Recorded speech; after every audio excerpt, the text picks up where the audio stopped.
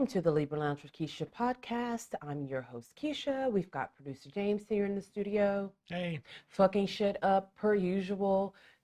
Running about 12 minutes behind schedule because he couldn't get the mic situation. Don't you hate when a motherfucker tries to switch shit up when the formula has been perfected, yet they feel the need to try to add something new at, the 12th hour? Are we not going to mention why we're 30 minutes late? Okay, that's an emergency that I had. Can you tell the listeners what the emergency was? Sure. My eyelash girl is not working tomorrow because it's the 4th of July and she could only take me right when we're about to record. So I had to cancel recording. I can't record it if I don't have cute eyelashes. We're audio only. I feel more myself when I have my lashes fresh and fluffed. Okay? I would sound different. Well, they look good. It was worth it. As they always say. Yeah, because tomorrow's 4th of July and we have plans and I can't be going half bald eyelashes and shit like that. Like, that would be weird. And is it called bald if you don't have eyelashes? Is that considered bald? I mean, so I don't know if people know the history of my eyelashes. So once upon a time, I was letting this lady at my nail shop do my lashes, and they weren't exactly eyelash extensions, but they kind of were. They were not, how eyelash extensions, they're extensions added onto your individual lashes. This was something different and ghetto. I was not told, like, when you get something new, you're supposed to be told how to properly take care of that, correct? You should be. Isn't that the white way? Yes. I wasn't dealing with white people. Therefore, I wasn't told how to properly care for these. So when they started getting a little bit loose, I just assumed I could just take them off. Well, I did take them off, and they took away with them all of my lashes. And my lashes have never fully recovered from it. So now I have eyelash extensions. Wow. And I absolutely love them. I adore them. They're part of who I am. You can actually hear them swoosh whenever she blinks. Yeah. Yeah, because they're wispy. Yes. They introduce us when we first walk into a room. They're like, Keisha is here, eyelashes intact. Every time you blink, it sounds like the punch in a kung fu movie.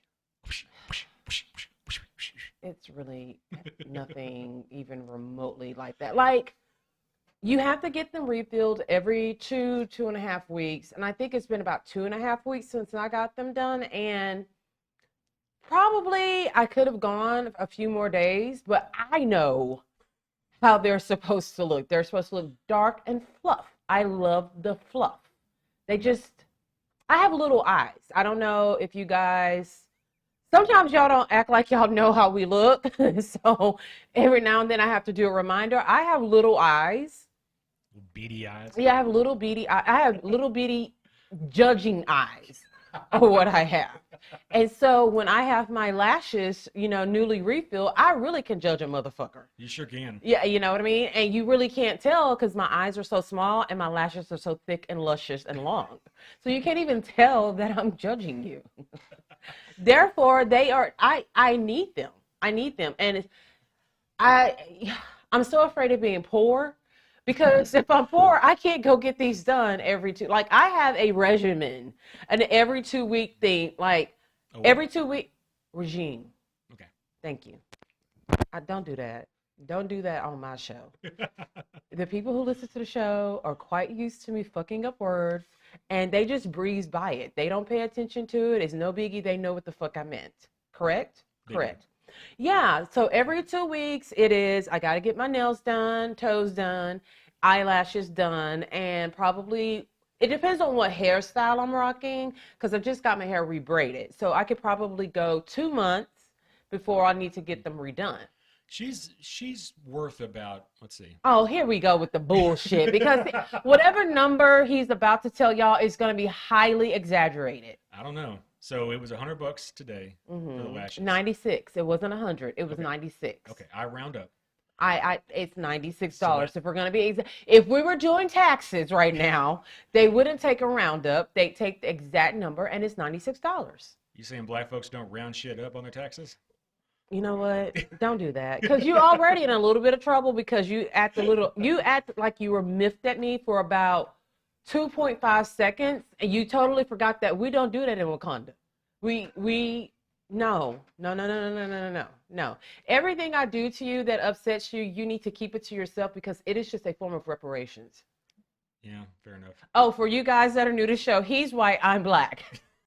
In case you wonder. In case you're wondering. In 96 case every piece of promotional material didn't make it clear. Yes. You know, I get my eyelashes done. That's about $96. Okay, so $192 a month. You get your nails done. Which nails and is toes. probably about $75 to $80 Twice a month. twice a month. Okay, Every so 2 weeks. let's say 160 more. So Okay. we're up to 372. That is like nothing. Oh, really? That is not a lot. That's not a lot. To some people, that's a whole paycheck. So $300? $372. That is not even $400.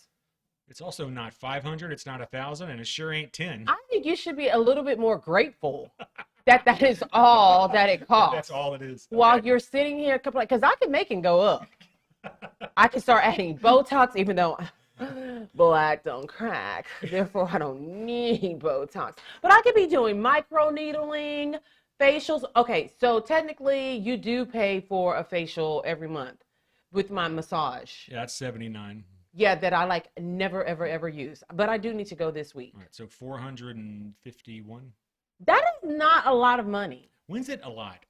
Like when it's What do in we the count up to? thousands. When it's 1,000? Okay. Yes. Now add your hair for 1 month. Okay, so yesterday I got my hair rebraided. That was $150, including oh shit, hold on, I didn't add the hair. Mm-hmm. Okay, so $150 to get it done, and that's including a tip. And then the hair itself, I don't know. I don't look at prices. I think your hair was 100. I think for that one. No, it was not No, because it was 50. okay, see how motherfucker will lie real quick. He told y'all 100, and it was actually 50. So Okay, so what are we up to? Okay, so about $771 for a full beauty month. Oh, Okay, I didn't add your massage. Sorry. it's still not gonna hit 1,000. It's $850. Okay. Okay. And That I is. feed you. So Oh, so now we trying to fat shame? Are we fat shaming over here? Because I We're feel not. like I was fat shamed when you had to add that in. no, because I'm there for every meal as well. Yeah, and he eats out a lot more than I eat out. And he eats a lot more than what I eat. That's what she said. Oh, God, whatever. So, for example, when we go out to eat, let's say we go out to eat for lunch. He's going to order something from, like, the lunch combo. Or an appetizer. I do No, that too. I order the appetizer. Don't get it twisted. Okay, what I mean? Okay, let's be serious. I usually order just an appetizer. Or like a soup or a salad, something small. Yeah, something, because if I die, when they do the autopsy, I want to say, oh, this supermodel only had a salad and coffee in her stomach. She must have been a model. Okay, so yeah, poor thing, she only had soup in her She stomach. must have been hungry. Look at her. No wonder why she has this sexy physique. Yeah, that's what I want what do you call the autopsy person? Autopsymist? What do they call it? They're not called an autopsy. Hold on, let me get it right. Let me see. I know what this is called. Medical examiner. Yeah. Yeah. I like autopsist. That's a- Autopsist. Autopsist? Like an optometrist? Yes. I want them to say, this darling girl, look how little she ate. And look how young she was to be lost so soon. Exactly. See, now I got to knock on wood. Knock on wood before I die tomorrow. You know what I mean? Come on now. Anywho, so yeah. So if we really, let's not forget, he goes and eats out and goes to convenience stores every day and buys something. He also goes to Lowe's every single day. Not Now, every day. Okay, Close. yes, it's every day. Like he goes so often, and let's not bring up Buc-ee's. He goes to those places so often. I just finally asked him, "Are you dating someone at those places? Is that where your side chick is? Is that where y'all meet up, or does she work there? What do you meet her in the parking lot? Like what is it?" Yeah, Dolores in plumbing. her an item. Dolores and all that ass. Yeah. All that ass, Dolores. Yeah. So, and I don't even look at what he spends at those places. You don't look at the bank, period. No, because rich people don't ever look at the bank. I'm glad you're rich and I'm poor. Oh, we just know the money's in there, and So here's the thing. So people sometimes look at us oddly because I don't look at the money, because it's gonna be one of two things. Oh my God, we're poor. Or, hey, we rich. I'm about to order appetizers, a dessert, and all of that. I'm getting crab today. Yeah, I'm getting crab legs and all of that. So I just, if there's a week where there's extra expenses, like for example, Scholar's college tuition, he'll just say politely, because he know not to say it forcefully, because that's going to start a whole fucking fight. He will say, usually he doesn't say it. He'll send it via text. Just in case he gets knocked the fuck out when I read this, he'll say, just watch your spending this week. Yeah. To me, that doesn't include my beauty things. That should be budgeted in every single month. I'm not about to not get my eyelashes and my nails done. I don't care if we have to eat ramen noodles for an entire week for breakfast, lunch, and dinner. I have to get those things done. So I think, and I am like very giving. Oh, yeah. Yeah.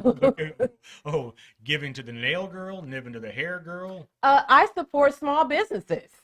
And I support minority-owned small businesses. You support single moms and immigrants. I do that. Literally. So I'm a good person. Yes. I'm a very, very good person. Alrighty, if you're a friend of the Libra Lounge, you know what time it is. It is time for the gab. We know she has a really big mouth, which sounds kind of dirty, and that's probably true too. Let's gossip. The Gab with Keisha. Okay, so this whole Kim Zolciak and Corey Bierman thing is getting absolutely out of control. Like at this level, it is dangerous, and and I'll explain why it's dangerous, but it's beyond stupid. Okay, so apparently Kim made like some sort of a play date with one of KJ's, who is their oldest son's friends, to go to some kind of rodeo or carnival thing or whatever. So apparently she didn't tell Croy until last minute. And when he found out, he was very upset because he doesn't like this person. He wasn't told. That was his first mistake, because I don't have to tell you shit. Okay? But don't get me wrong. I have been completely Team Croy, and I still am Team Croy. But this makes no sense. So he's upset about it.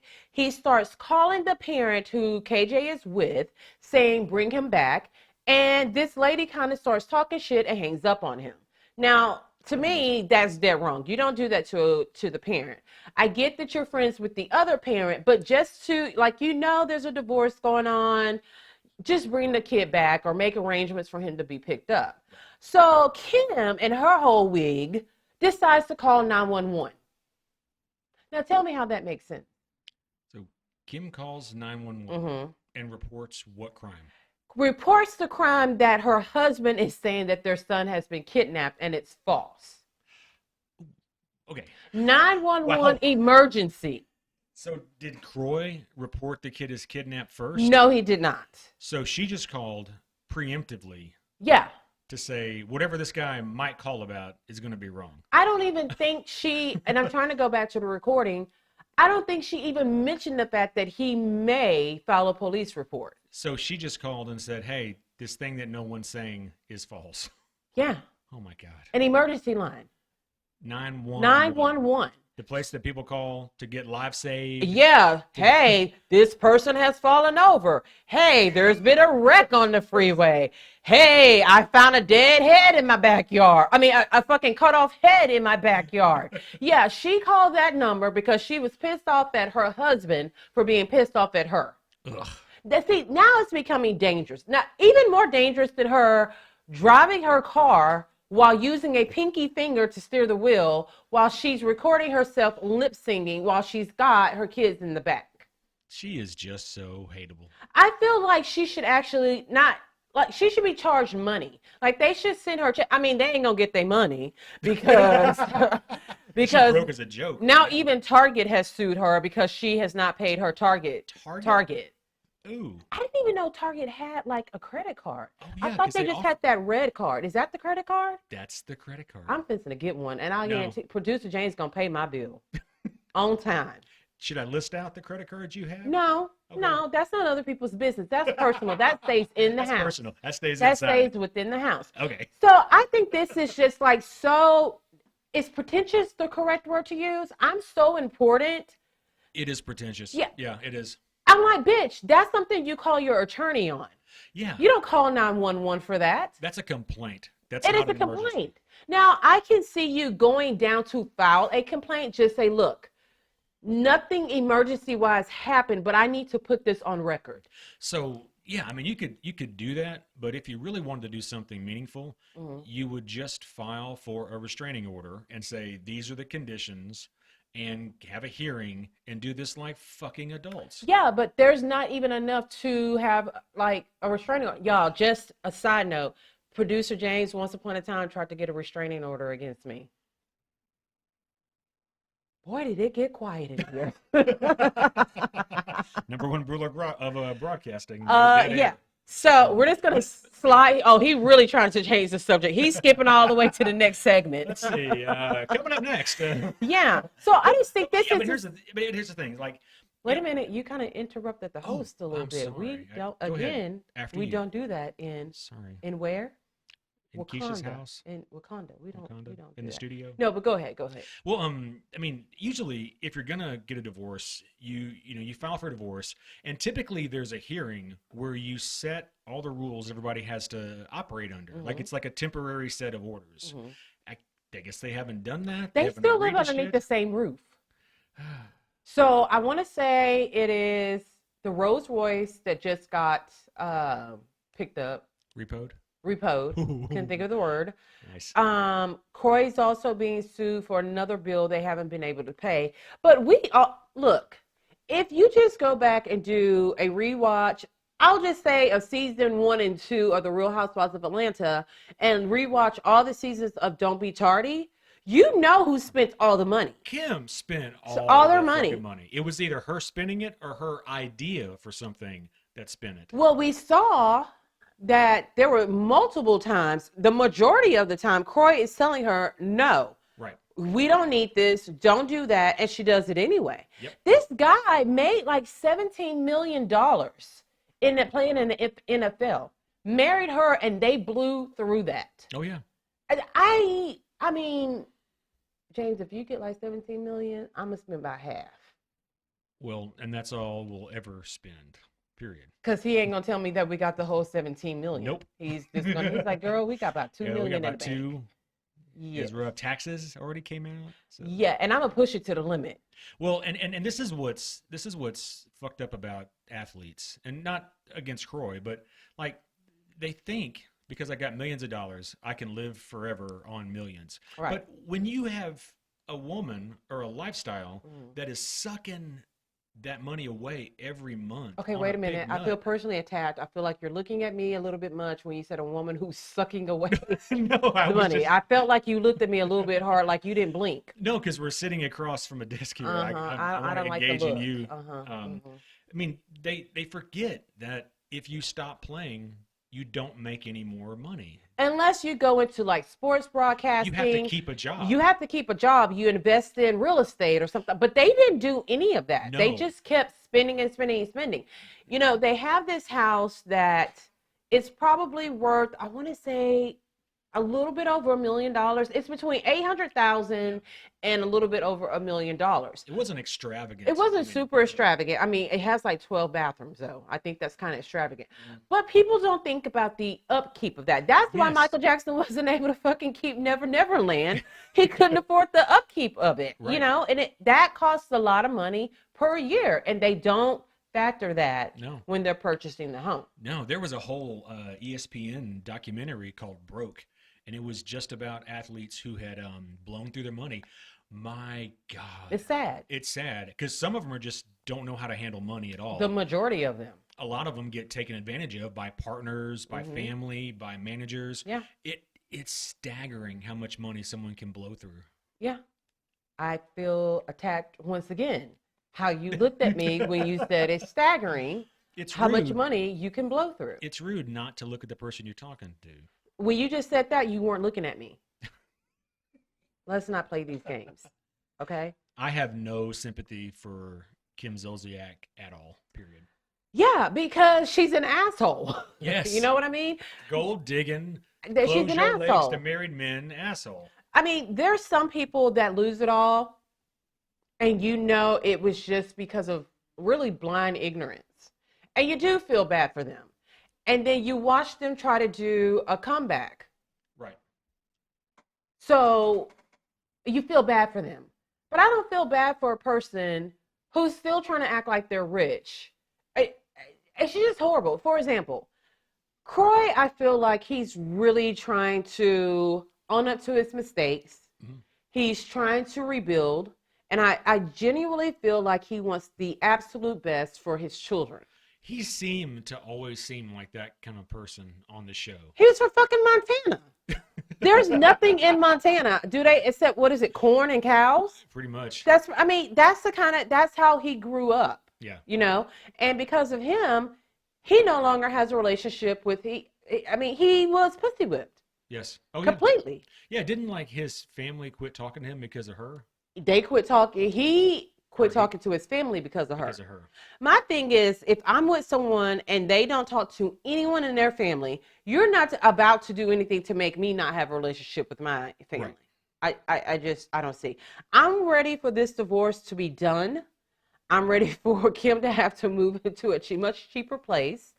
And I want to see her actually do something that is productive. She's trying to do everything she can right now to get back on the Real House of Atlanta. I don't know if it's going to work. But speaking of another K, Kourtney Kardashian and Travis Barker shared their gender reveal. Of course, it was Travis playing on his drums. And then it was kind of cheap. I mean, it was really cheap. He was playing his drums, and then like some blue streamers flew out. Okay. That's kind of cheap for the Kardashians. It's pretty quick to be told you're pregnant and then have a gender reveal. And have like a 6-month belly going on. Yeah. Yeah. Like I said, they were playing us for pickles over there. But the funniest part of it is Kim is on the front row. No surprise there. She is the sister. She's the aunt. But whenever the streamers come out, I mean, these were like some Party City streamers. Like they didn't have glitter in them. They didn't have gold on them. I mean, it wasn't even a lot of them. Like blue, crinkly ones. Yes, it was very poor. Very poor. Kim, you can see she's recording it, but then she turns around and makes sure she's in the shot where the poor looking streamers are. I'm like, oh, Kim, she just... I don't know if it's narcissism or I don't think she's complete. I don't think Kim is a narcissist. I think she has narcissistic characteristics, like that being one of them. Yeah. Like, why was that necessary, Kim? Well, there's being like self-important and being narcissist. I think she's self-important. Yeah, I think she's very self-important. But it was like, Kim, this wasn't your moment. Not even a little bit. The aunt didn't even need to be there to begin. You know how I feel about gender reveals. I think they're utterly ridiculous.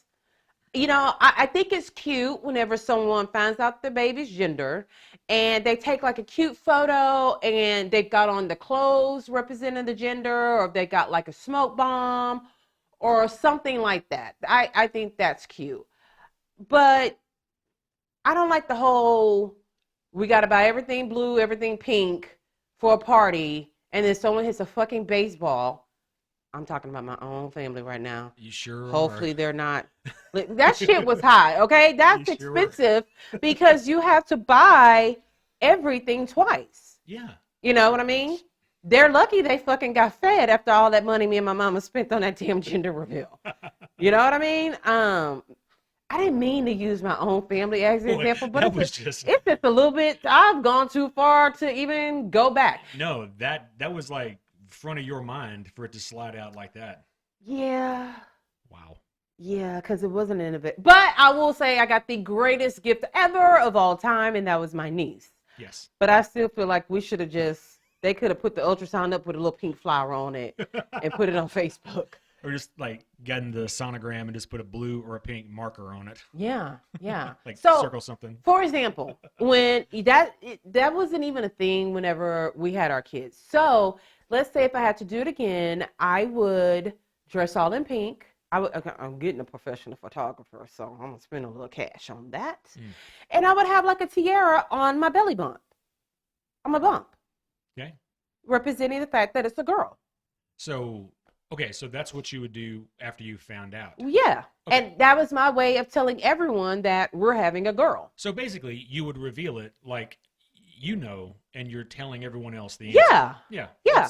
That's how it used to be. Yeah. And then I could use that picture and put it in a frame in my home. Exactly. Yeah. This shit right now, I saw somebody, oh, this was real fucking dumb. I was actually so pissed off, but you know, once you're invested, you got to just see it to the end.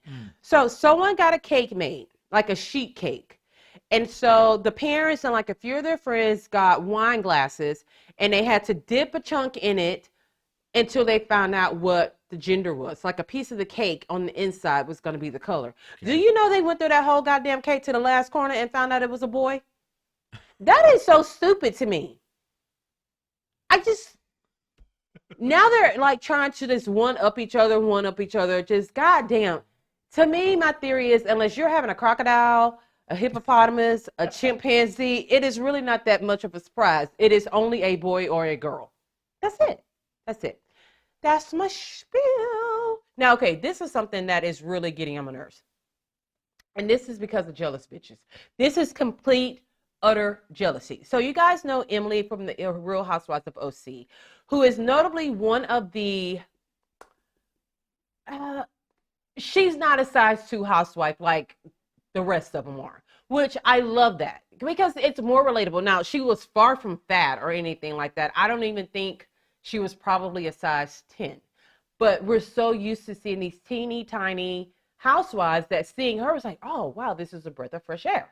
Now, homegirl said, ripping out the plastic, I've been acting brand new, and posted a new photo of herself, and she is quite smaller. So here come the fucking jealous ass hyenas with their inverted fucking dicks. Oh, it's Ozempic. Oh, she must be on that Ozempic. That's cheating. You're on Ozempic. Bitch, how the fuck is any of your business what she did to lose weight? I don't think people have the right to do that. Right. Because she could have been on crack and she lost the weight that way. What does that take away from the fact that she lost weight because she used something to help her get there? It shouldn't. I mean, to be fair, everyone uses something. Exactly. Whether it's diet or exercise. Thank you. Or cancer, whatever. Everybody uses something to lose weight. Wow. Now we're about to have the fucking Cancer Society in our DMs. Well, not for long. Well, oh man, you went way too. So I'm going to say this. Do not send a message to the Libra Lounge with Keisha. He has his own personal. It is Clock Tower TX on Instagram. Y'all can send him the messages because I did not say anything, period, point blank. I'm almost offended. Almost. Not quite. Yeah. So all of these whores. Now, this really bothered me, okay, because no matter what you use to help you lose weight, it still takes work. There is no easy, period. This is coming from a person who has had 2 weight loss surgeries and failed miserably at both of them, okay? One of them I gained a fucking 100 pounds after I got it, all right? The next one I only lost 30 pounds. I'm at the point now that the insurance like, look, bitch, if you want another revision, you're going to have to prove a few things to us and you're going to have to pay this time, okay? Now, I will say once I started having all these GI issues, it's like it kick-started that last weight loss. But however, it still takes, you can eat over anything. Absolutely. Anything, whether it's, what are all the things? Ozempic, it's something with an SE. Oh, There's Mounjaro? I don't know the name. There's a couple of other things. There's weight loss surgeries. There's phentermine. There's so many things, but you still can gain weight from them. Yeah, they're all just tools. Yes, and you either use them well or you don't. Yeah, working out with a trainer, is that cheating because you were able to afford a trainer? No, it shouldn't. No, It's not cheating. It's but people will tools. say, "Oh, well, she got a fun time." No. Like, Yeah, you got it totally right on this. It's, somebody loses weight, everybody gets pissed off. I don't know why. It's a Right. good thing to be healthy. It's not a bad yeah, thing. there's a difference between saying, "Wow, you look great. What did you do?" You know what I mean? And the person could say, "Hey, I walk every day. That's how I lost weight." Or they could say, "I use whatever weight loss thing that is the newest thing Here's that what I helped me did, lose yeah. weight." Here's what I did that worked for me. Will work for me That's because it. it doesn't work for everyone. Nope. But I think it is completely coming from Haterville to just throw. So she did come out and this is what she said. She said she's always worked out. But sometimes you, like in the case right now, I've got really flabby arms from losing weight. But in her case, she got lipo in her arms and all the, she works out a lot. So you could actually see the progress because it wasn't layered by extra skin. And she's like, damn, I really do have guns. But you couldn't see them as much until she got, the flab taken away. So she was like, look, I did use Ozempic for a very short period of time, which I've heard a lot of people do. You use it to get you to where you want to be, and then you're done. And she said, I also did get lipo. And here I am. Great. Yeah. But I don't even think she should have had to say that. She shouldn't have to. I mean, nobody should have to defend Anything. how they got healthy. Yeah. Honestly. I mean, if you're, no, if you're an athlete and you start winning because you took steroids, well, Yeah. maybe you should say something. But if you just got healthy, Yeah, you you don't got have healthy. to explain That yourself should to be anybody. praised that someone should is be. living a healthier lifestyle. But see, I feel like these was a bunch of bitches at the Chinese buffet on their fifth plate, typing on there, she cheating, she's got the Ozempic look. What the fuck is an Ozempic look? Skinny? Like what? I was so annoyed. It really just disturbed me as a person who has struggled with my weight all my life. I don't like that they did that. It's rude. It is just it is hatering. Is that Very. a word? I just Yeah, made that. it's Hatering. haterish. Yeah, it's haterish. Yeah. Like to do that instead of congratulating. And it's all women. It is all women. There's no men saying anything about it. Just be happy for her. Yeah. Now, I will say this. Some people did congratulate her, but they did say, well, dang, we don't have that representation on the Housewives franchise like we once had. Right. Which I get that. I get that. Because when you watch shows, you want someone who is relatable, who someone you feel like, for example, when they all went to a sauna, this bitch pulled out a turkey club from Subway. I can relate to that because that's some shit that I would do. So I understand that, but at the same time, they did congratulate her. I just feel like the rest of these bitches don't have good insurance. And they just cannot get it done. All right, when we get back from this break, we're going to talk about the latest in celebrity deaths. We're going to talk about Madonna, who almost died, and a little bit about Mama June. We'll be right back. The Libra Lounge with Keisha. The Libra Lounge with Keisha. Welcome back to the Libra Lounge with Keisha podcast. I want to remind you guys to follow us on Instagram. We know how many of you guys listen to the show, but when we look at our Instagram followers, it doesn't quite match up. So, hey, and if you're enjoying the show, go to iTunes and give us a 5-star review and tell a friend about us. Don't forget, what is it? Do you subscribe To what? to iTunes? like the show? Yeah, you subscribe. So that's not only on just YouTube? No, it's also on podcast. Okay, let me go back and sound way more professional. Make sure you're following us on Instagram and give us a like on Facebook. Also, leave us a 5-star review on iTunes and make sure to tell all your friends to tune into the show if you're enjoying it and subscribe. And support us on Patreon. And brand new coming this gosh. week, Keisha is on Cameo. So as soon as I get the link, I will post it up, and you can have her send messages to your friends. You can have her bitch out your enemies. You can have her throw shade at anyone you want to. Cameo.com and the Libra Lounge. Yeah, we've had a lot of conversations about this Cameo because I don't think anyone's going to do it. I think they will. That would be like surreal if someone did pay me to do a Cameo. They're going to. Because I know how I felt when a friend got a Cameo with Giselle Annette Bryant for my birthday, and I literally have never screamed so loud in my life. I was so super excited. True. Yes, it was one of the best moments of my life. To hear her say my name, And to say the Queen of Galveston County, was she that said or I something was like the queen of Galveston County. Now, which is, you know, that's not the best compliment, but she don't really know that. But I will take the queen title. I will take queen of the hood. As long as I have that queen title. So sadly, we got some news a couple of days ago. If you are a fan of 1,000 Pound Sisters, like we are, we got news that Tammy's husband, Caleb, passed away at the age of 40.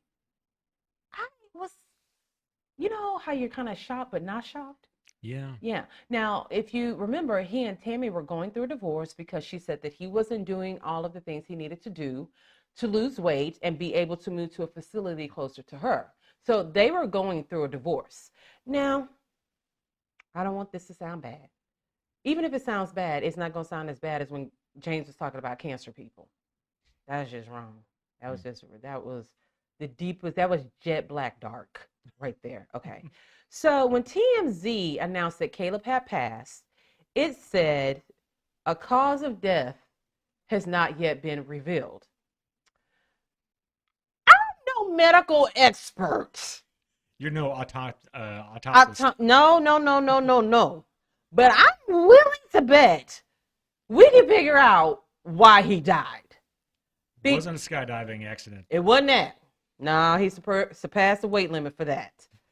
I'm going to say we can just pick. Okay, we're going to do multiple choice. Okay. We're going to wind up circling all of the multiple choices because I think it's a combo of all of them. Eat all of the above. Being extremely overweight. Yep. Maybe heart issues. Oh, yeah. Maybe a little bit of diabetes. Touch. What is it? Lymphedema? Lymphedema. High blood pressure. Mm-hmm. What else? Ooh. Probably couldn't breathe Cholesterol. too well. He was on a ventilator. Yeah. I'm thinking it's one of those things, or all of them attributed to being extremely obese. Yes. Okay. Now, Tammy, who'd already been rumored to be dating another black guy, because she loves the dark meat, just She like sure I does. love the white meat. Yay. So she went on to, TikTok, and she made a video. She's crying, and she's just thanking people for their support, and she isn't shocked. She's saying, he showed her true love.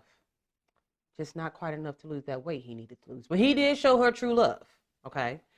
And she will forever love him. She knows that is her guardian angel. She was like, that was my angel here on earth. Now I know he's up there watching me. But she did something that I didn't like. I didn't like. And if you follow Tammy on social media, you'll know exactly what I'm talking about. This scallywag had the audacity when she posted this video to wear her wedding ring. She ain't had that wedding ring on since the last episode of 1,000 Pound Sisters from this season was on. But now she put see, I don't like stuff like that. To me, that is fake. Yep. Like, that is really, really fake. Yes, my heart goes out to her. I know she's hurt. I can tell by the way that she's crying that she was hurt. But Tammy has also lost a few more teeth, I noticed in that video. First it was the top row, now it's going down to the bottom row. I'm not sure why she hasn't gotten a deal to get veneers, but somebody help her out. But that made me feel some kind of way. Tammy pisses me off in so many ways already. Like, She does. so she divorced him for not following the rules or not doing what he needed to do. Yeah. How many seasons have we watched her treat her family like shit because they're holding her accountable for not doing shit correctly? It was about 15 seasons. About 15. And she divorces a guy who was her true love because he's not doing what he's supposed to do. This fucking have it, cake, and eat it too, bitch, just angers me. All the shit she put her family through. Yeah. And she divorces the guy who loves her, obviously. Yeah. Because he wouldn't do for a couple of months. She should have been the most sympathetic to him. Yes. And should have been her encouragement. But Tammy if she's not anything, She is fucking selfish and balding. Oh, yes. Yeah, she's doing both of them. That bothered me a lot when she did that. I can understand her frustration because, they're newlyweds. She wants to start a life with him, this, that, and the other. And I can say from watching this past season, she was really happy. They looked really happy. It seemed like it. Yeah, but she understands the struggle. I mean, not just the struggle. We watched her struggle we watched 2 of her family members get the weight loss surgery before her, okay? We have watched her sabotage every diet that she was on.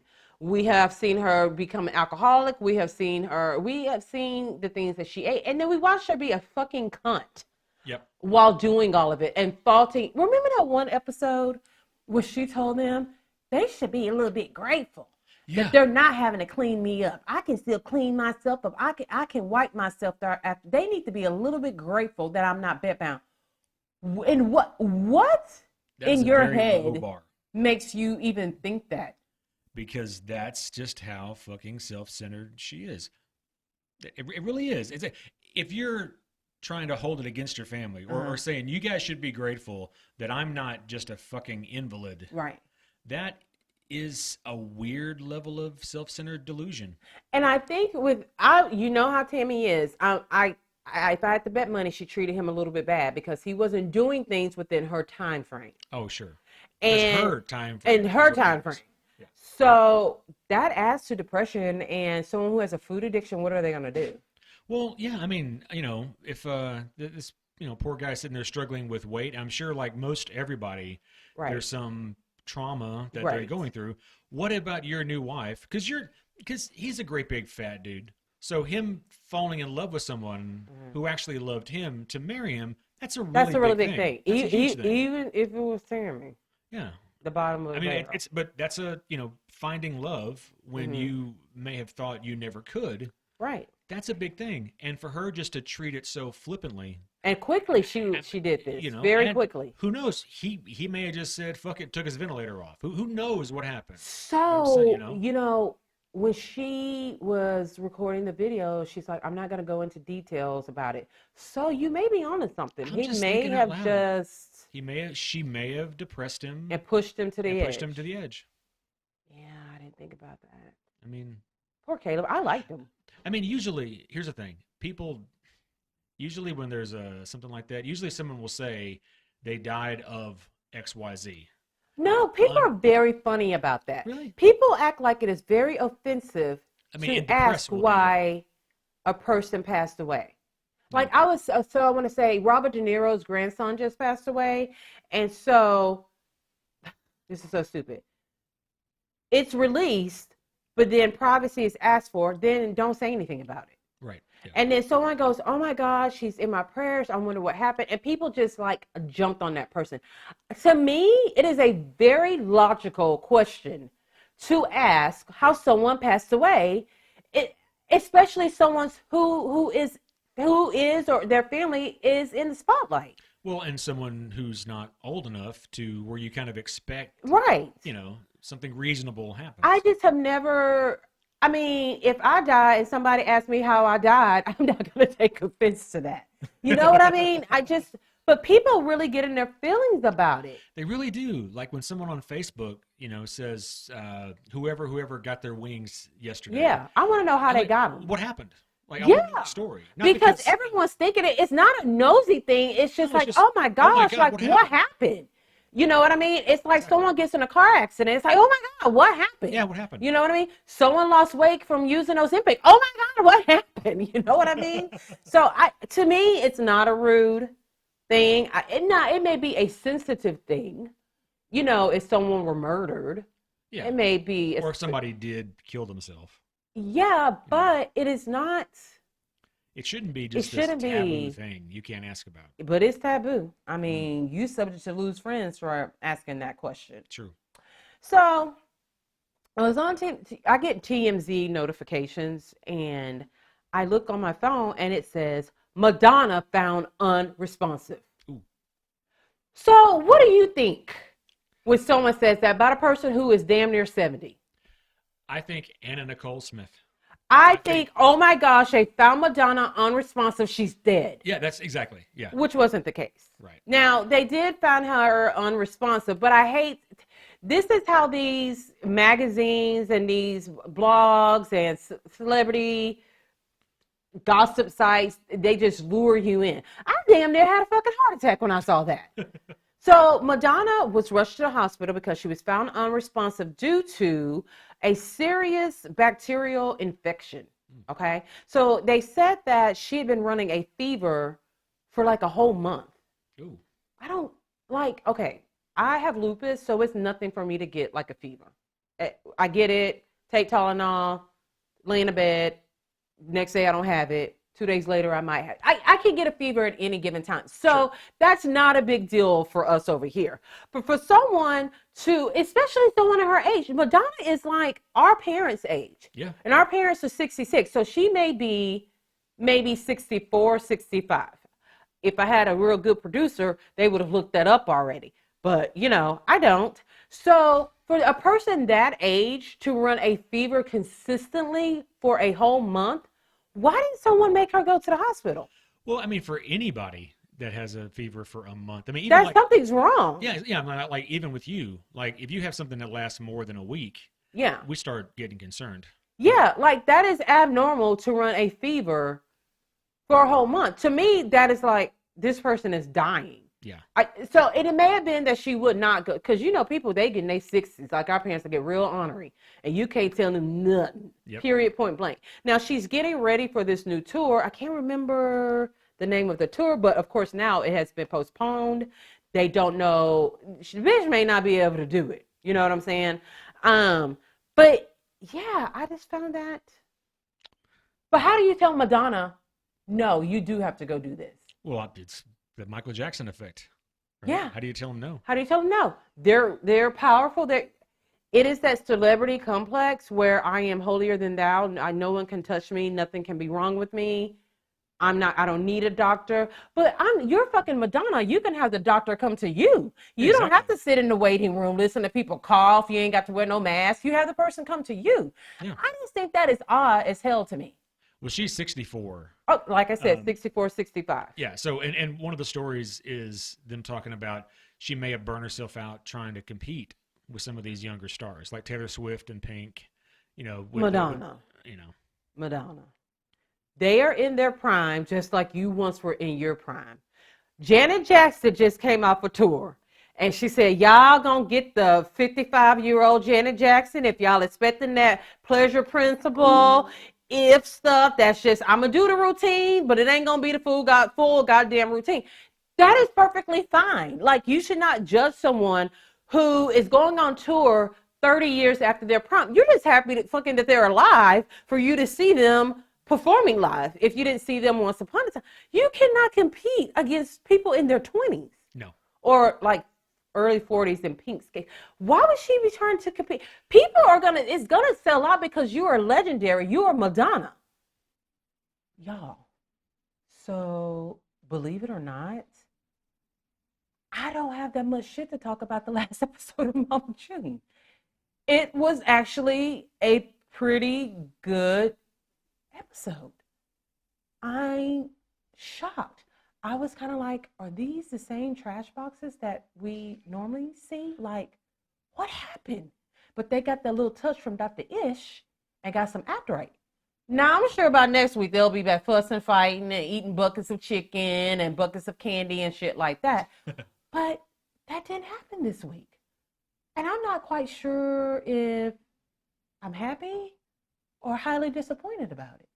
Now, we did find out some tea. We found out a few things about June's past that we did not know about. So Dr. Ish has told the girls being Alana, Pumpkin, and Jessica, who I don't know if Mama June likes Jessica that much. I just never really get the vibe that, like, is that really her daughter? I don't know. I don't get it. So Dr. Ish has invited them to a therapy retreat for a weekend. But he has Dodo, Mama June's sister, come there first to get just a little bit of history, and it was kind of sad. So Dodo was actually Pumpkin when they were younger. She had to take care of June, And because their mom was whorish, just like June, always has to have a dude. Soon as she breaks up with one guy, she gotta go find another dick. Soon as that dick is gone or that dick leaves her, she has to go find another dick, putting all the dicks before her kids, including a little bitty Mama June, who Dodo described as she was Alana. She was Honey Boo Boo herself when she was little. And mind you, we know her mom was a shitty mom because, June has severe glaucoma. That if she had gotten it taken, she's had it since she was smaller. If she had gotten it taken care of, she'd be able to see her lies right now because she'd be able to see. But her mom was a shitty mom. And I don't get it. I don't know. I don't know. Anyway, we found out that Dodo actually had custody at Mama June at some point, just like Pumpkin has custody of Alana. Wow. We did not know that. So I don't think that June actually knew that. Now, how June gonna walk in and act like she was pissed off that she saw Dodo? She just, maybe June. she really didn't see her. Sometimes we have to really think about, did the bitch really see? But she was like, well, I am down here. And so it was kind of sad because Dodo would describe how her mom would bring home these men and she would constantly either have to go check on June or take June into her room because I'm sure she was afraid that one of these guys, you're bringing home random guys, right. Guy after guy after guy. And that's a very dangerous thing to do when you have kids, especially a little girl. Well, I think I heard it mentioned that June was molested. I haven't heard that, but I feel like there was some sexual abuse. Yeah. We know for a fact that there was sexual abuse with her girls. Yes. Her oldest girl. Yeah. Remember, because the guy went to prison and then Mama June started dating him when he got out, which that lets you know Mama June needs to drop the mama from her name right there. Yeah. Because she's not anywhere near the epitome. She's like the fun, dangerous mom. Not the, I'm going to take care of you and sit with you through the night because you got a stomach bug kind of mom. Probably because she couldn't see the fucking bucket to tell the kid to throw up into the bucket. But I'm going to leave her and her eyes alone. So, Dodo had to remind her of these things because June was so young and she just kind of blocked it out. But June, I don't know. June's got some mental shit going on that she needs to get help for. So we found that out. The girls show up. Dodo leaves. And they finally, Dr. Ish makes them tell each other. And he uses an apple drop as the example, which I thought, was like, that's real dumb and a real waste of an apple. But after they did the assignment, it made perfect sense. So he would ask them a question, has someone made you feel this way if they have dropped the apple on the table? Okay. So they all do that. And it doesn't look like anything's wrong with the apple until he cuts open the apple and you can see where the brown spots are. He was like, you guys have perfected making things looking good on the outside, but this is really what's going on the inside. But the thing about June, she never fails to piss me off. Every time you think, okay, she gets it, she would add a but to it. But this, but that. And the girls were straight up with her. And I'm glad they finally said it. You didn't just leave us because you were addicted to drugs. You also picked men over us, which is and then she always, if you're going to pick a man over your kid, it needs to be like a Brad Pitt kind of man. Not Trailer Park Trey. You know what I mean? Not a Gino or a Sugar Bear. Sugar Bear. Justin seems like he's got sense, but if you listen to like him on live, he seems just as fucking dumb as all of them. Maybe someone wrote a script for him for the show, and that's just what he's following, so he sounds really smart, because he sounds dumb as fuck on TikTok lives. So the girls get to express it. They cry. They hug. They use a bat to beat on a damn kickboxing thing and get it all out. And it was a very lackluster, I shouldn't say that. It's lackluster in comparison to the hooping and the hollering and the screaming and the eating that we used to seeing them do. It's not as much fun watching them try to fix stuff. No, that's not really why we watch the show, y'all. We watch the show for fucked up shit to make us feel better about ourselves. Exactly. Not this. So the girls were very honest, and even Dr. Ish brought it up. Are you doing all of this so they show up to your wedding? And I gotta be honest, I think a large majority of it does have to do with them being at her wedding. Yes. Yeah, I do. Because it's June. It's June. But I feel like the oldest daughter, Chickadee, or whatever. That's her nickname. I can't remember her. Anna. I think she's dying of cancer. She's got like stage 4 Oof. of a very rare cancer. I think that has brought them all together because June is helping take care of her and her kids. But isn't it fucked up that it took something like that to bring them back closer? Yeah. I don't know. So since we've had this somber little segment, I've got great news. I'm about to interview Deborah Williams, who was a friend of on last season of Real Housewives of Potomac. Stay tuned. The Libra Lounge with Keisha. The Libra Lounge with Keisha. Welcome back to the Libra Lounge with Keisha. I am so excited about my guest today. From the very first moment that I saw her on my screen, I was like, who is this girl? Like, well, she's beautiful. She's beautiful. Today I have for you guys Deborah Williams from the Real Housewives of Potomac. How are you? I'm great. How are you doing? I'm good. Look, my stomach has been messed up and bubbling all day because I've been so nervous about interviewing you. I'm so excited. Don't be. It's gonna be a good time. Thank you for having me. No problem. So, how about you tell us a little bit about yourself? Yeah, so I'm a mother of 2. My daughter, Truth, she's 3. She'll be 4 in August. And then I also have a son who's 1 and will be 2. And his birthday is also in August. He'll be 2 years old. Okay. I love to cook. I love to dance. I just like to explore and just like take life by the horns and just do anything that's coming at me. Awesome. So what are your 2 kids' names? Because they have some really cool names. They do. Yes. My daughter, her name is Truth. So my husband and I, we actually picked her name before she was even conceived. You know, when you get together with someone and, you have all the talks about, do you want to get married? Do you want children, names and everything? Right. And my husband is actually the one that thought of her name. So I said, oh my gosh, what made you think of that? He's like, it's very different. It's unique. I never met a Truth. I told him, I was like, well, I've never met anyone named Truth either. Right. Yeah. And then when we had her, and then one of the Kardashians, her daughter's name is True. So a lot of people thought we got that name like from her. And I'm like, no, it's actually Truth, like, telling the truth and true for short. And then also our son Hero, my husband, thought of that name, and it was originally gonna be Hiro, I with a hyphen RO for Japanese. But I opted out of that because I said, what if some people can't pronounce it? And, then he's going to be that kid, is getting like teased. So I said, let's just do the HERO. So that's where his name came from. So yeah, we like a lot of very unique, different stuff. Yeah, for sure. Yeah, that's kind of how I am. I have a Skylar, but we spell it differently.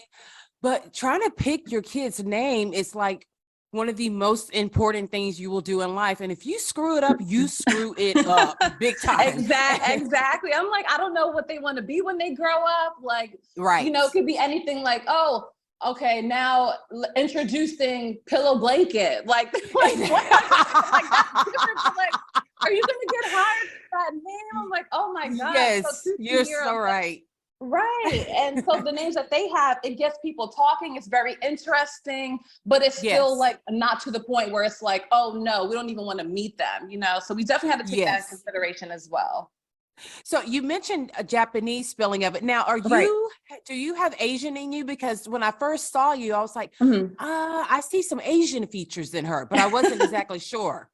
Yes. My mother, she's actually Filipino and Chinese and Spanish. But predominantly just Filipino. So I just say like half Black and Asian. And my father, he's African American, has a little bit Irish in him, like a whole big rainbow collectively. But yes, Filipino on my side. Yes, for sure. Okay, so I was actually born in the Philippines. Okay, so you're out here representing for the Blasians. Right. I have to, I can't rep one culture without the other one. I gotta, shout out everything that I am. I'm like one of my nationalities doesn't cancel out the other one, I agree 100%.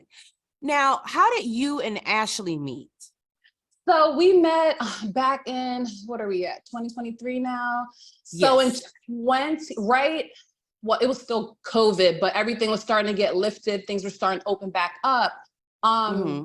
So at the time, my daughter, when she was around right before she turned 6 months, she started going to a gym class, and then COVID hit, so we stopped. So we haven't taken her back to gym class.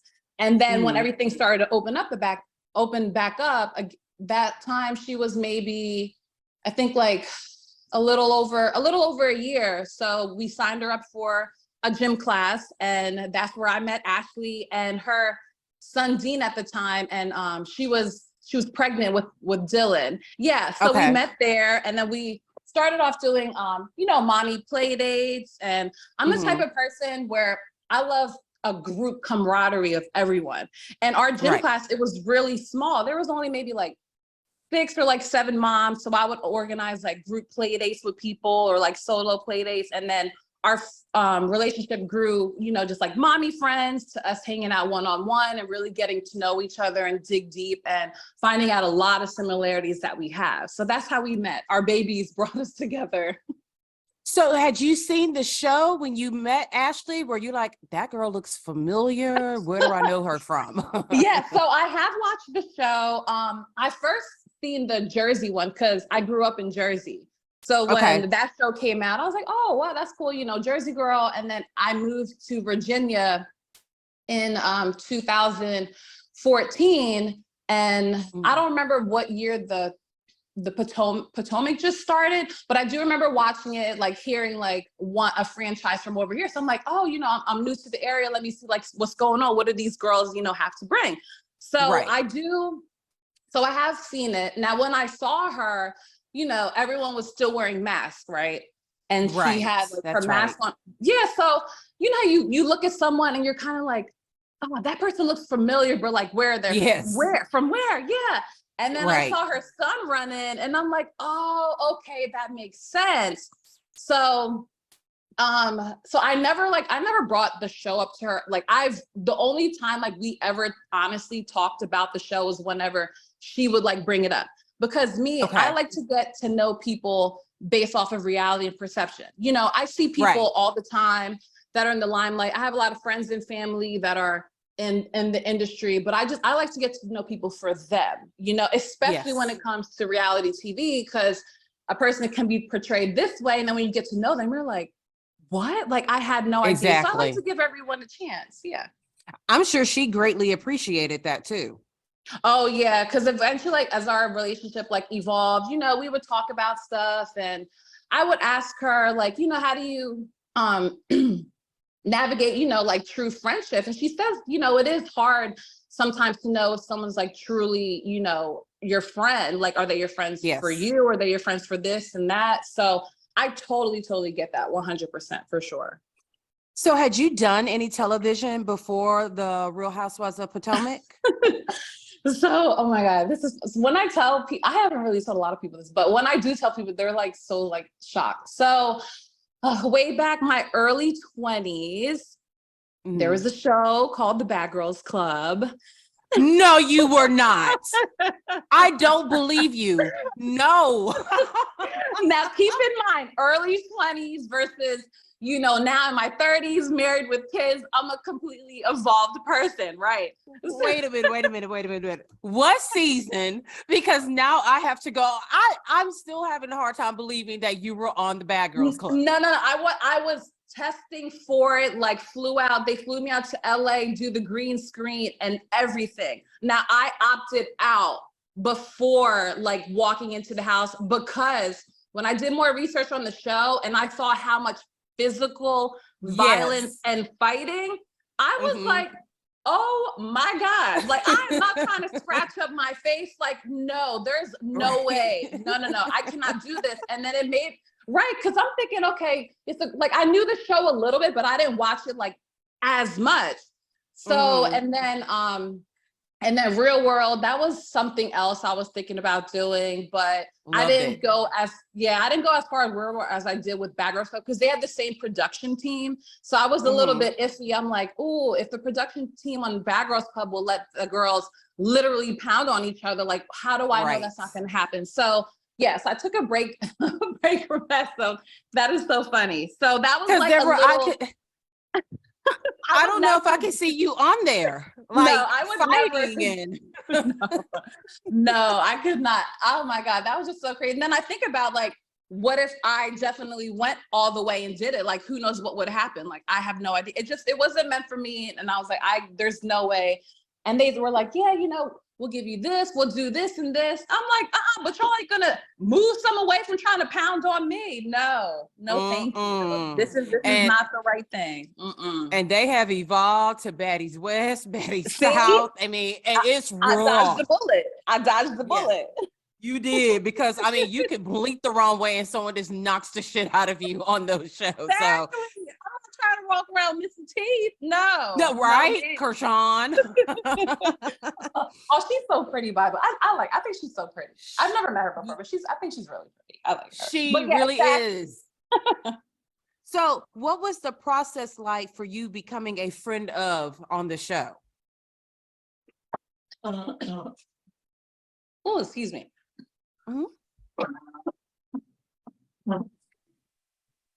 Oh, sorry, I'm drinking tea and it went down the wrong. The wrong pipe. Mm-hmm. Woo, okay. So, sorry, give me a moment. Deborah, I need to come over there and do the homework.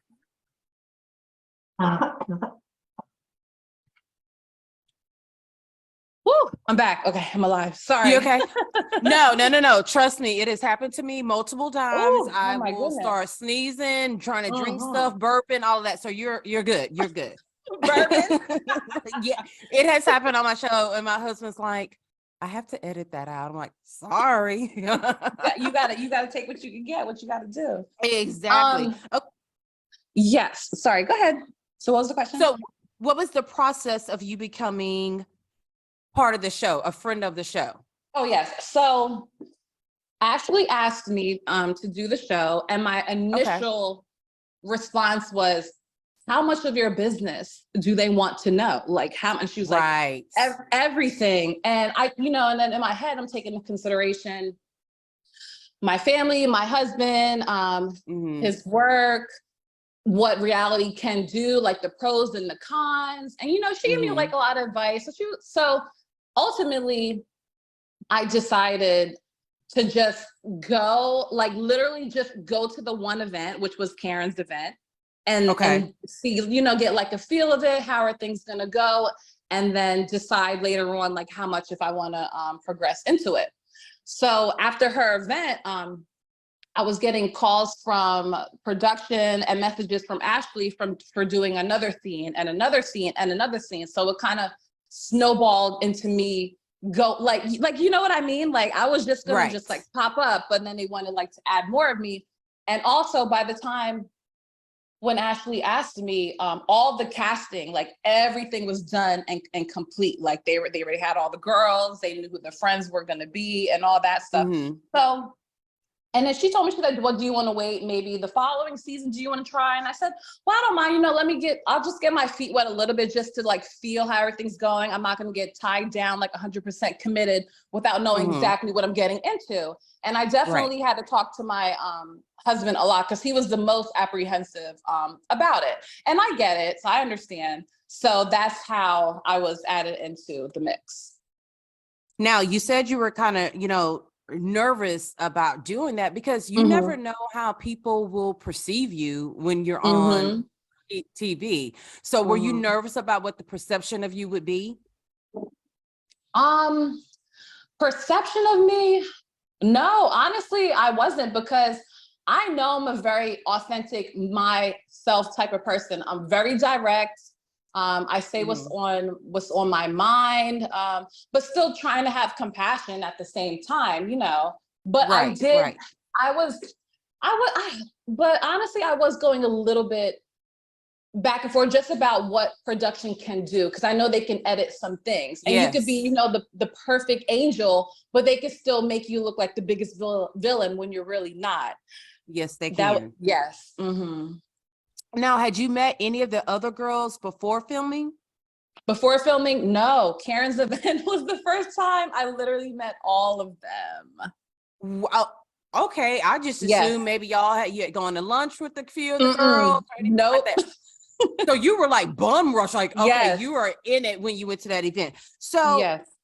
how are you received by the cast? Like, who was the most welcoming? Who was kind of standoffish? I'm sure if I had to sit here and answer it myself, you might be able to pick. You might yes, most definitely. Couple, right?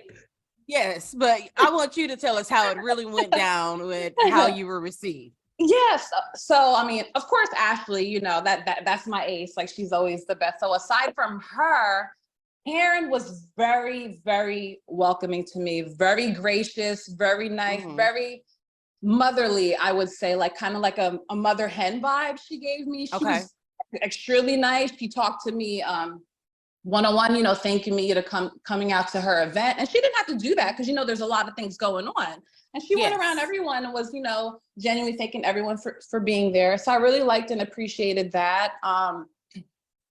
Giselle, she was very nice to me. Robin as well.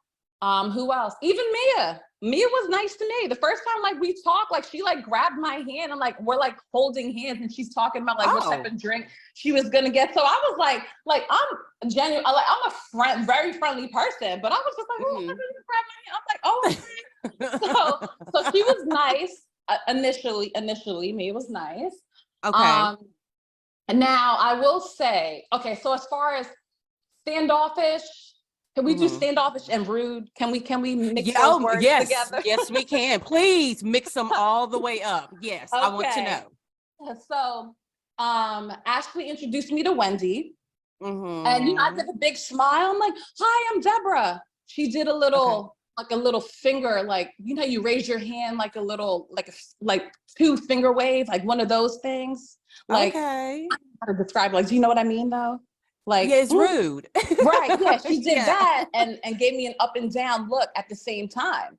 So I was like, oh my God. And then and she didn't talk to me for the rest of the party. And I was like, oh, okay. Well, I don't know. Maybe she's having a bad day. I don't know what is going on. Cause I was really, really nice to her when I was introducing myself. And with so so Candace, right? Now this was not shown on the episode, but when Candace and I first met, which was at Karen's party, Ashley and we were getting ready to take a shot. So we were near the bar and Candace walks over to my left side and Ashley's on my right. So I'm in the middle. So we both have a shot in our hand.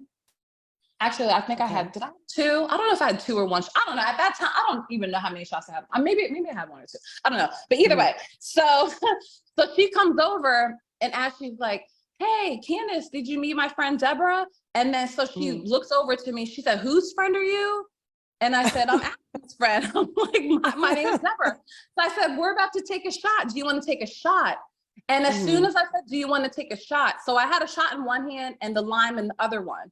So I put my hands up. Like when I speak with my hands a lot. So when I said, do you want to take a shot? Some of the lime juice went in her face, right? Now, I didn't intend for that to happen like at all. It was just like, hey, you know, I want to come take a shot. And then I swear to goodness, as soon as it went in her eye, she turned away from me, looked straight into the camera, yelled top of her lung, Deborah, Ashley's friend just tried to kill me. And I swear to God, right. So I was like, in my mind, I'm like, what in the hell? Like, where am I? What's going on? So Ashley and I, we looked at each other like, what is wrong with this girl? So as soon as she said that, she cut right back to where I am and just continued talking like nothing ever happened. And I said, oh, okay, we have a little actress on our hands. We have a little actress. Right. So when she turned back to me and I asked her, I said, oh my God, are you okay? Like, did it get in your eye? She said, no, it didn't. And I'm like, what in the world? So then I was like, okay, so do you want to take this shot? And I don't even remember if she took the shot or not. And then she walked off. And I asked Ashley, I said, is that how she is? She said, yep, pretty much. And I'm like, wow, that was crazy to me. So yes. That was over the top. It was really extra. And it wasn't, It wasn't genuine because I thought the lime juice went in her eye, and I've had lime juice in my eye, and I know that burns. It burns. Yes. Right. But she was just faking. Yeah, she was. Yep. Okay. She So sure let was. me, I got to tell you something. So, you know, Candace has me blocked on Why? Instagram. Okay. So I don't even What know how happened? she saw this, but I wasn't lying. I said she looked like a munchie with a dry wig on. And to me, she does. Not a moisturized wig, a dry wig. No, a munchie. And you're younger than me because I'm 43. Munchies were these little bitty like monkey like toys from the 80s. And to me, that is what she looks like. But I didn't think it was that serious enough to block me. But girl, she blocked me all the way. But that's okay. That's okay. Oh my God. So I predicted right who the standoffish girls were going to be. But let me ask you something that continuously comes up. Okay. Colorism keeps coming up about the show. And I am a dark-skinned Black woman, and I have a what we call a beautiful one at that. I can see you. Oh, thank you so much. Of course. I have a high yellow child, so I see it from two different points of view, but I just don't see it. I don't see it at all. I actually think it's in reverse. I feel like the darker skinned girls are meaner to the lighter skinned girls on the show. Or am I just way off? Well, for one, I think what makes the colorism a huge topic is social media and the fans. I think a lot of them turn it into this shade, that shade, when in all honesty, I don't really think there's anything like that going on because everyone on that show has had issues with everyone. Agreed. You know, like, there's not one person on that show that is light or dark that has been shown in good lighting, like at all, you know? So I don't think there's any colorism at all.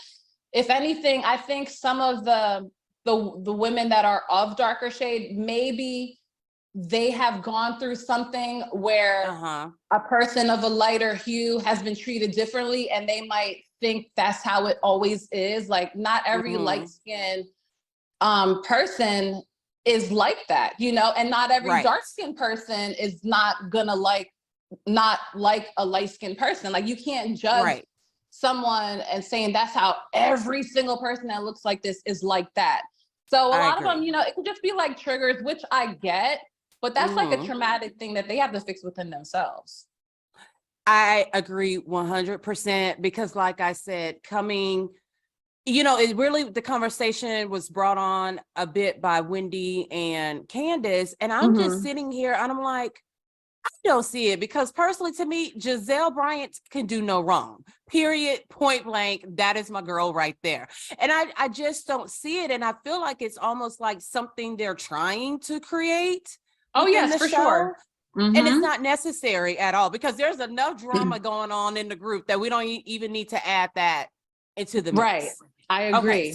Okay, so I just wanted to see what you thought about it. Now, look, what really went down at Karen's party between you and Chris, and were they able to film everything? Because they showed a couple of reactions that I'm like, I don't think they got all of it. So you let us know what happened.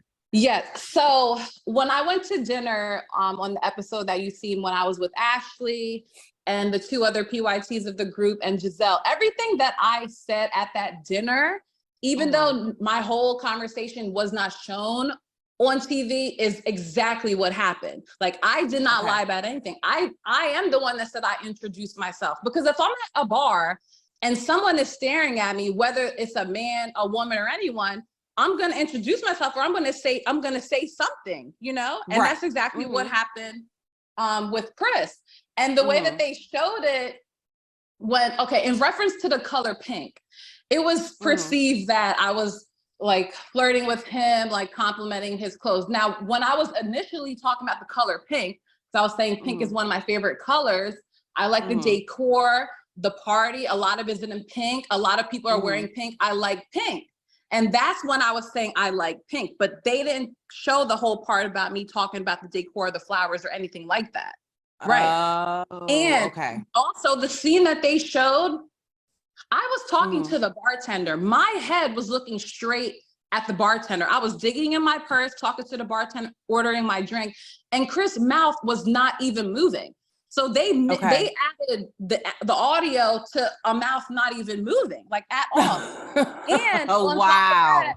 on top of that, I was not even mic'd in Karen's party. Now, in order for a person who's not mic'd to get picked up by someone else's microphone, you have to Mm. be pretty close. And for a lot of Okay. people to say first, oh, they weren't even talking, he wasn't even close to her, then how do they pick up our conversation if he Okay, wasn't I that close? see. Right. Okay. And on top of that, production, they filmed everything, but they chose what pieces to play. And I get it. At the end of the day, you know, they're doing their job. They are allowed to edit, manipulate your voice, audio, all that stuff.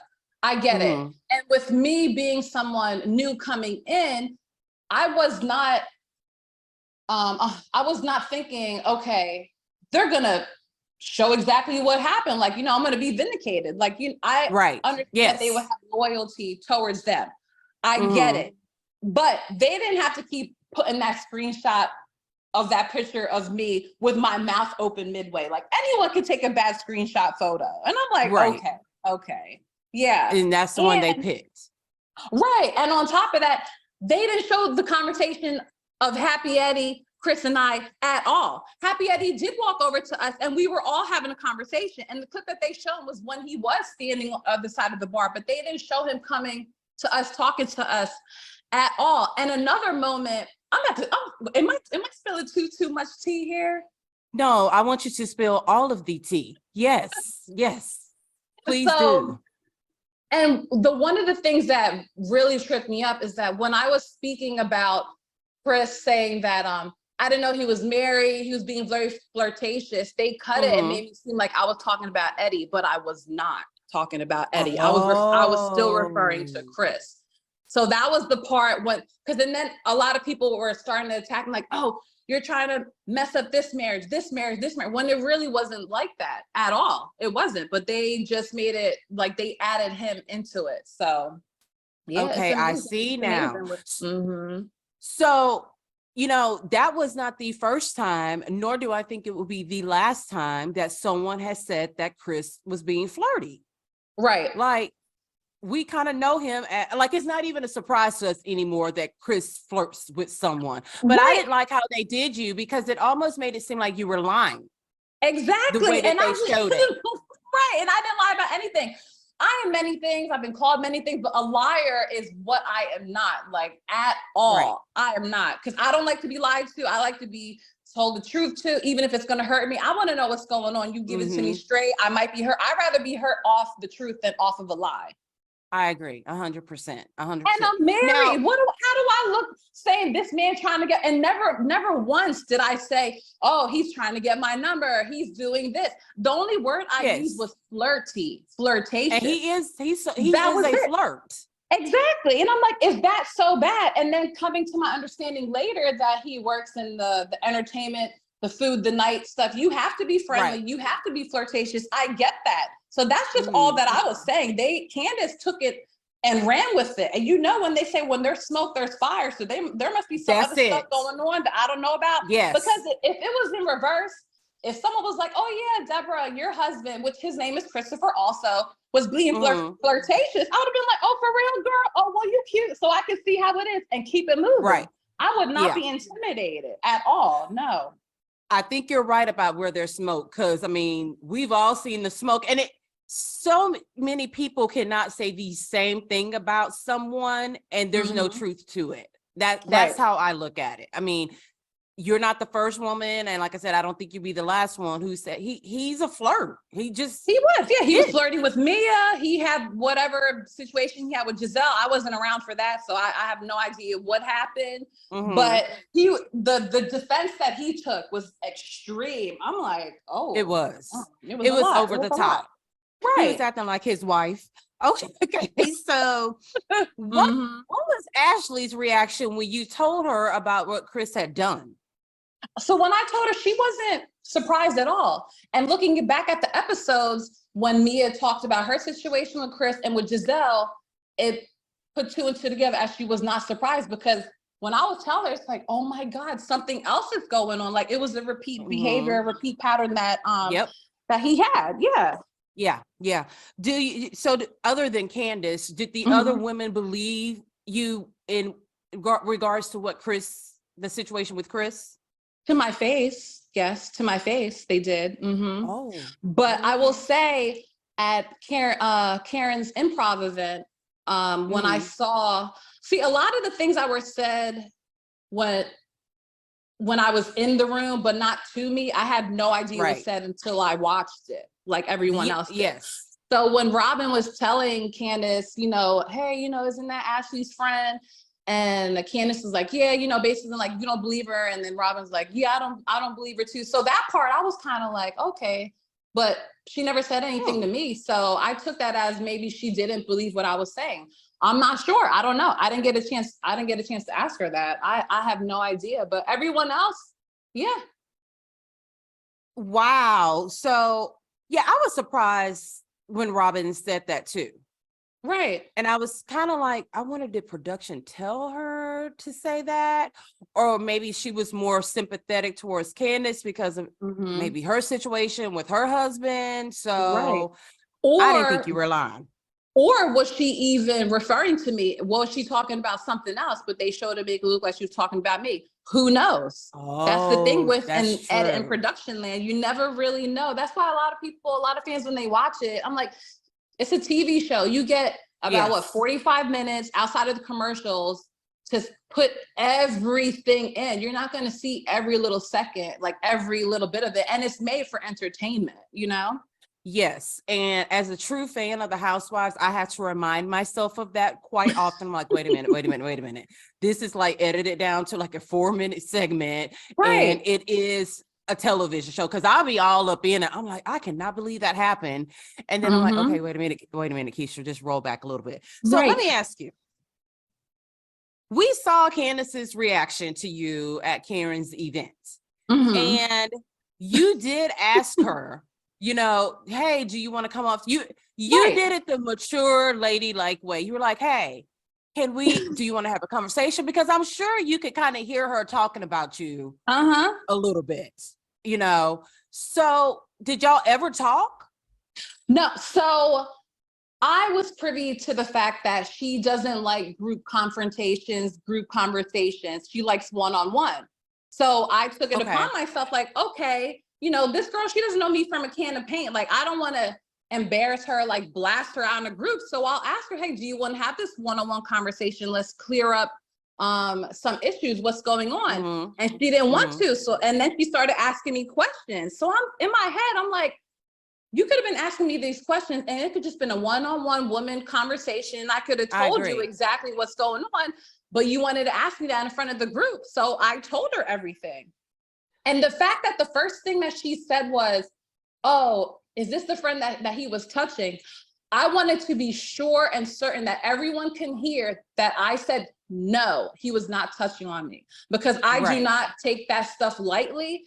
And for a lot of trolls on the internet to say, oh, Deborah's being thirsty, she was doing, I could have lied and said, he did this, but I'm not a liar and I'm not going to do that. And there's a level to a certain amount of things that I'm willing to do. Like, and that is not one of the things that I'm going to do for what? Like, what is that going to do for me? Nothing. No, I'm not going to do that. Right. And then, can I curse on here? Girl, yeah, that's all we do. It's cuss on here. I'm trying to be mild-mannered, but go ahead, let it rip, please. So I saw, when I saw the episode, when she called me a bitch, I did not hear her say that. She did not say that to my face. And then the whole Sesame Street character. And I'm like, girl. Yes. I said, for one, it takes a very, very insecure, low person to attack a woman's appearance. For one. And then on top of that, Sesame Street, of all the characters, when you look like Gloria for Under the Umbrella Tree, like, come on now. or Janice from Fraggle Rock, Francine from Arthur. The list goes on. And I'm just like Sesame like, okay. So yeah, so I was confused. I was very, very perplexed when she looks the way that she looks herself. I was like, did she just call her a Sesame Street character? To me personally, that was really, really reaching. I'm like, I don't get this. Like, of all the things to say, why did she say? But that, to me, that's jealousy. Yes, for sure. And it's usually the ones that are afraid to go outside with no makeup on that talk the most stuff. And she wears a lot of makeup. Yeah, she does. If we're being quite honest here, because I was like, when she actually said it, I was like, huh? I'm like, what does that even mean? I'm literally watching the TV trying to look at you and find the Muppet. I didn't. I'm like, it's non-existent. Muppet. It's non-existent. It really wasn't. Not on my face. Not on my face. No, because your face card passes every time. Thank you. So I'm like, she just was trying to do too much with you. I think. Right. And and she could have took it anywhere. Like, you know what I mean? Like she could have been like, oh, that girl, she wasn't telling the truth. Keep it moving. Like she had to add extra sauce to it. And mind you, even when I saw that, I have not responded to anything that she said, like to fans, trolls, people in my DMs. Like I didn't respond to anyone because for one, once you get that ball rolling, it's going to be a whole Instagram keyboard war. And I had to limit my comments because people were starting to attack my friends and my family in the comments. And I'm like, it's one thing if you come after me, okay, but I'm not going to let you sit up here and attack my friends. Like they're not the ones that were on the show. Like they have nothing to do with what is going on. But but now I'm just like at the point, and then I saw her doing a couple of interviews, and whenever she was asked about me, she would say stuff like, oh, like she would like, her Reeves would eat me for breakfast. Like where? When you, her if you what? really Her wanted, what? If you, her what would eat you for breakfast? I would be eating for breakfast by her words. Like she would read me down like too much. And I'm just like, if you have all that talk, you could have read me in person I was in front of you. And but she doesn't do that. Right. And on top of that, a lot of people like to say, oh, she's the queen of reads. For one, you don't, if you're the queen of reads, why does it always involve you with talking about someone's appearance? If you can't read someone without doing that, what are you really doing? You're just projecting your own insecurities onto other people. That's exactly what it is. She's just a dog that has lots of bark and no bite, because she could have said she could have said all those things to me in person, but no, she didn't want to do it. And my thing is, if you're going to, like you said, it's all the barking, but then in the next segment, you got your triangle shaped tissue going to the corner of your eye and you're crying about something. I'm like, those two don't look, either you're a bad bitch or you're a crybaby. It's gotta be one or the other. Throw the rocks and plays victim. That's all that is. It's just like talking to a toddler. I'm like, okay, all right. Where's her pacifier? Where's the bib? Yes, it is. And I try to like Candace. I really do, but I just can't do it. She just gives me no reason to do it. Right. Initially, I like, well, for one, I did find out that her and I are the same zodiac sign. Which is what? But Sagittarius. Okay. However, I was very surprised because I'm like, oh, she must have been born at nighttime, like a different time zone from me. There is no way. And I have a lot of Sagittarius girlfriends, and they do not act like that. I'm like, what is going on? So I don't know. She just has a lot of growing to do, and I don't know what only Jesus can help her, because I don't even know. Yes. I don't know. Yes. I agree she does, but she most definitely has some growing up to do. We just haven't seen it on the show, not quite yet. No, not yet. No, not at all. So don't hold your breath. I'm not, because I would be blue in the face and dead on the ground if I were trying to hold my breath waiting for her to mature on the show. Now, if the opportunity came for you to be a full-time cast member, would you do it? I would definitely give it some thought. Well, I actually have given it some thought. I will say this, if the contract is right in all aspects, then I would be open to it. Okay, now my next question is, will we be seeing you on the upcoming season? Do you think you will? I hope we do, because I'm gonna be real mad. I'm gonna be like, what Deborah at? She went on this scene. What scene is gonna have Deborah on it? I feel like you will be.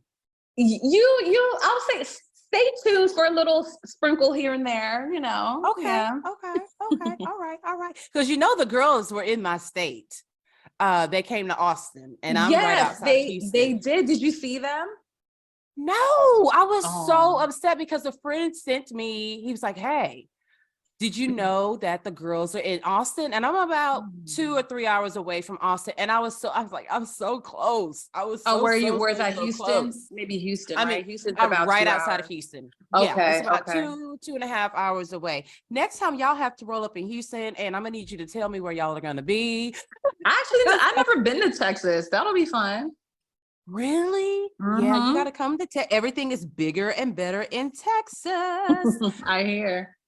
Now, Deborah, I watch you on IG, and you really be in the kitchen cooking, like cooking. Oh yes. I put both of my feet and my fingers in my food. I love to cook. Love it.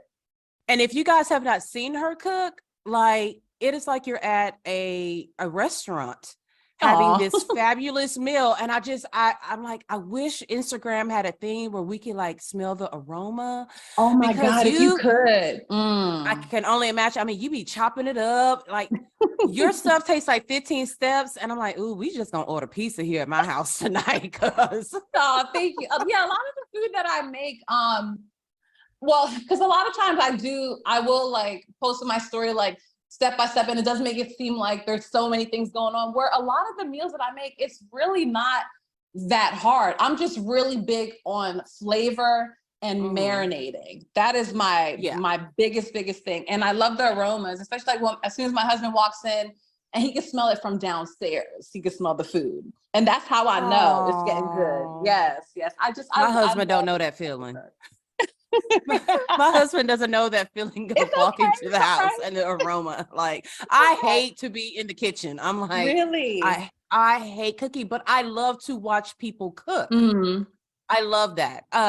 Would you ever consider like doing a YouTube cooking channel or anything like that? You should. Yes, I'm actually in the works of venturing into that. Okay. And also a cookbook. That is definitely something that I would love to see in my near future. Yes, because cooking is my therapy. Like kitchen is literally my favorite part of the house, because I just love to create, and I've been cooking like ever since I was a young teen. So my dad, he was a professional chef, so he was big on marinating a lot of meats and flavors. So I got that part from him, and then my mom. She wasn't a professional chef, but she did cook, but she only knew how to cook Filipino foods. So that's where I picked up the Asian cuisine of those ingredients. So it was a good mesh. And watching like a lot of videos, like as you say, you like to watch people cook. I love watching people cook. I love watching Top Chef or just like YouTube. And I'm such a foodie. I literally almost like try like anything at least once. I love going to different restaurants and like getting different like tastes. It excites me. I love it. I really, really do. You said you love to be in the kitchen. I run past the kitchen. Like, ooh, I don't want to be in there at all. If I could hire a chef to be here every day, I most certainly would. But I love watching your videos. Now, thank you. What is something that you wish we were able to see more of about your life? Everything about me, honestly. Like me as a mom, like my son at the time, he was about maybe like, I think like 8 months when he did his little appearance with me when Ashley and I had our little play date. Yes. I would, yes, I would definitely love to have people see me in my as a mom and as a wife, like what I do day to day. Like I wear so many hats, and a lot of people didn't get a chance to see that. And also 100% I wanted people to see me turn up. Like I'm such a girl's girl. I am that girl. I will hold you down 10 toes down. We will go out, we will have fun. And I'm big on complimenting other women and having everyone feel like you look good. And you know, if your eyelash is falling halfway off, I'm gonna tell you. I'm not that friend just gonna have you walking around looking crazy. You got lipstick in your teeth? Come here, you know you got a boogie, you know, in your left nostril. I'm gonna let you know. I'm gonna let you know. That's how you know you got that real friend that truly cares. So I wanted them to see more of that, because after the scene when I was with the girls talking about the Chris situation, we had went to the club upstairs, but they didn't show that part. And that part, that's what fun was that. Yeah. So there's definitely a lot more of me that I wanted the people to see, and they could still have an opportunity to see. We shall see. That's why you need to become a full-time cast member so we can see all of those things. And let me let you guys know, if you guys are not following Deborah, her son Hero looks just like her. Oh yeah, that's my little twin. Oh my God. That is your twin. I'm like, that is literally just a baby boy version of her. I mean, you cannot deny him if you wanted to. Oh yeah, that's my little baby. That's my love. It's so funny because my daughter, as soon as she came out, I would just gave it to my husband. I said, "Here you go. This is you." Right. And then when I found out I was having a son, and then he came out, and I was like, "Oh my God, yeah, I get to have one of them one that looks like me." Know, right, like babies, their faces and everything change as you know they get older. But he looked like me from the start. So that is my little man. That is my juicy man. Yeah, that's my twin for sure. It's so funny because my son looks like me, but the personality of my husband and vice versa with my daughter. Isn't that funny how that happens? That is now, Deborah, I have to ask you something. Yeah. How do you have such beautiful eyebrows? Oh, my eyebrow. Oh my. So I've always had thick eyebrows. Everyone in my family has thick eyebrows. Like when I say thick, like caterpillar thick, like you don't have to fill them in like anything. It was just in my genes. Like everyone just had thick eyebrows, and I always had thick eyebrows, except for when I was in high school. It was like middle school going into high school. The trend of the really thin eyebrows were in, right? Oh, yes, I remember. Yeah, so me like being young, trying to fit in, trying to do what everyone's doing. I did that, and I immediately regretted it. Because I'm sitting there trying to fill them back in when I already had eyebrows to begin with. So I never did that again. And then when I grew, more, and then when I grew more into myself and not trying to do what everyone else is doing, I see everyone wants to have a thick eyebrow. we do. So my daughter is like you. She came out. One of the first things everyone said when they saw her was, "Oh my gosh, she has Brooke Shield eyebrows. Don't ever do anything to her eyebrows." Oh yeah. So I have been like, it's almost like an obsession with her eyebrows. I'm like, look, you can get them waxed. You just tell them to clean them up. Just never do anything to your eyebrows, because eyebrows frame your face. And I have zero eyebrows. So when I saw yours, I'm like, oh, look at our natural brows. They're so pretty. I love it. I love it. Yes, I love my eyebrows. No one's gonna make me take them away. People have messaged me about what I should do with them, and I'm like, no, they don't. No. Right? I'm like, y'all think I'm gonna sit up here? Right? I'm just like, y'all think I'm gonna sit up here and change my entire face to appease you? So okay, let me do one thing, and then y'all gonna find something else to complain about. No, this is my face. I love it. My face has never given me any problems in the past, nor will it ever. Right. That is crazy that people DM you telling you what to do with your eyebrows. And I'm all over here like, ooh, how can I get eyebrows like that? I'm going to take this to my microblader and say, I want eyebrows that look like this. That's crazy. Yes, people are not. So what can we expect next in the life of Deborah? So definitely more of my cooking. Like I said, the cooking channel, cookbook, and also poetry. I love poetry. I always wanted to have a poetry book. So that's something else being added in. And just doing more, well, how can I say, more public appearances. I'll say that. Yeah, I'll say that. That'd be great. Yeah. If you come to Texas, I will come see you most definitely. Like, hey, Deborah, you remember me? That'd For be awesome. sure. Yes, I would definitely let you know for sure. My cousin, one of my cousins, she actually moved there a couple of years ago, and I've been meaning to actually see her. So if I ever am in there, I try to kill as many stones as I can. So that's Don't come now, because it is like literally 155 degrees in I Texas hear. right now. It's bad. It is so bad. Okay, so how can everyone follow you on social media? Let us know so you can get all the likes and the follows and all that good stuff. Yes. So on Instagram, it's Deborah Williams. I actually have to look back. Is it with 3 S's or 2 S's? I know it's more than one. Okay, I'm gonna say 3. We're gonna say 3. But as soon as you start typing it, my face will pop up. It'll pop up. Yeah, you can follow me on there. Now, Twitter, I do not have that. I don't do Twitter. Facebook, I do have a Facebook, but it is on private. Now, my Facebook, that's something that's more of like a personal, more with like family stuff. Right. So Instagram is probably the best way that if someone were to want to reach out and contact me or follow, see what I have going on. Okay, most definitely. So everyone go right now, stop what you're doing and go and follow Deborah on Instagram.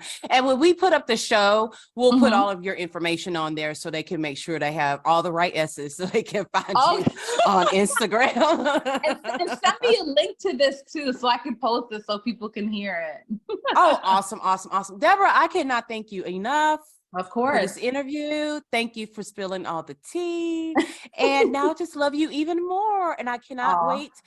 I got my hands in the prayer hands right now, hoping that we see you on the there we upcoming go. season Yep, a lot of Potomac. Aww. Okay, all right. Thank you so much. Thank you, Keisha. Enjoy the rest of your day. You too. Bye-bye. Okay, bye, beautiful. Bye. It's the Libra Lounge. The Libra Lounge. Ooh.